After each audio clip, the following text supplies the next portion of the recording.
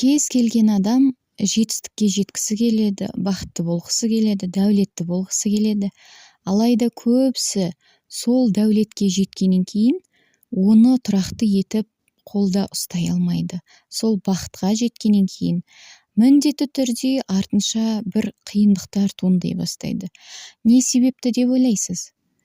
Мен жауабын айтайын. Оның себебі адам жақсы өмір сүре бастаған кезде, тіпті жай ғана эмоционалды жағынан жақсы өмір сүре бастаса, өзінің туыс-туғандарына, ата-анасына, жалпы қоршаған ортасындағы адамдарға қарағанда ең алдымен эмоционалды тұрғысынан өзін бақыттырақ сезіне бастаса, ол адамның бойында үрей пайда болады, яғни қорқыныш. Не себепті қорқыныш деп ойлайсыз? Оның қорқынышы ол өзін өзі кінәлі санай бастайды. Яғни өзгелерден мен озып кеттім, мен өзгелерден бөлекпін, мен сол үшін кінәлімін деп адам өзін өзі бейсаналы түрде кінәлай бастайды. Сол себепті оның бойында үрей, қорқыныш пайда болады. Әрине, бұның барлығы бейсаналы түрде өтеді, яғни адам оны саналы түрде түсіндіріп бере алмайды. Не себепті ол соншалықты қобалжулы екенін, немесе бір іштей уайым пайда болғанын түсіндіре алмайды.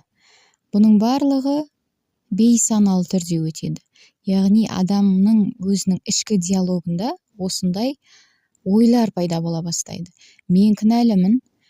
Ал кінәлі болған адамды қоғамда не істейді? Әрине жазалайды.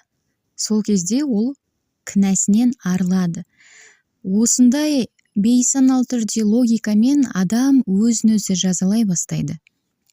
Яғни оның істеген бүкіл істері өзінің өмірін күл-талқан ету үшін бағытталатын болады.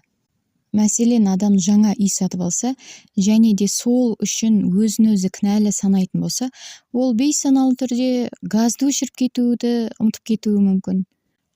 Сол себепті де оның үйі өртке оранып, ол үйінен айырылады. Әрине, шынайы өмірде ол өзін өзі өте бақытсыз сезінеді, үйінен айырылып қалғандығы үшін. Алайда оның түптің түбінде ішіндегі жаңағы үрей кетеді. Себебі ол өзін өзі жазалап болды ғой. Яғни болды, менің қорқатын түгім жоқ. Барлығы өтті кетті, мен жазамды өтедім деп адам іштей өзін жеңіл сезіне бастайды.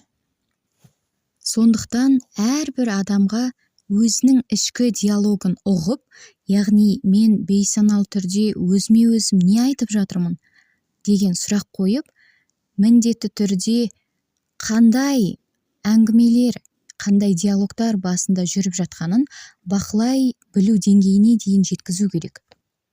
Адамның психикасы, жалпы адамның құрылысы робот сияқты.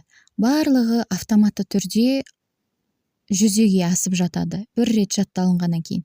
Бірақ өзгеріс енгіземіз десек, өз өмірімізге, міндетті түрде біздің санамызда қандай диалогтар болып жатыр, біз өзімізге не дейміз, қолдаймыз ба, қорғаймыз ба, немесе керісінше кінәлап даттаймыз ба, соны міндетті түрде анықтап, байқап жүруіміз керек.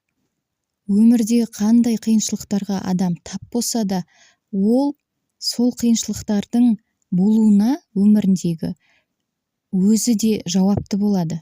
Себебі ол белгілі бір деңгейде өз үлесін қосты.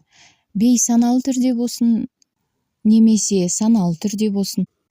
Сондықтан, егер де сіз шынымен де өміріңізді жақсартып, бақытты өмір сүргіңіз келсе, сіз сол бақытты өмір сүруге лайықты екеніңізді аңғарыңыз. Әрбір адам өмірде бақытты болуға құқылы, лайықты. Егер де қоғам бақытсыз болса, немесе қоршаған ортаңыздағы адамдар бақытсыз болса, сіз де бақытсыз болуыңыз керек деген сөз емес. Әрбір адамның таңдау құқығы бар. Ол кісілер бақытсыз өмірді таңдады. Ол олардың құқығы. Алайда, егер де сіз шын мәнісінде бақытты болғыңыз келсе, ұғыныңыз, сіз бақытты болуға құқылысыз, және де ол бақытты өмір сүргеніңіз үшін өзіңізді жазалауға міндетті емессіз. Себебі сіздің кінәңіз жоқ, әрбір адам бақытты болуға лайықты. Сіз бұл дүниеге азап шегіп, бақытсыз өмір сүру үшін келген жоқсыз. Есіңізде болсын. Бақыт ол сіздің таңдауыңыз. Бақытты болуға лайықтысыз, және де ешқашан өз бақытыңыздан бас тартпаңыз.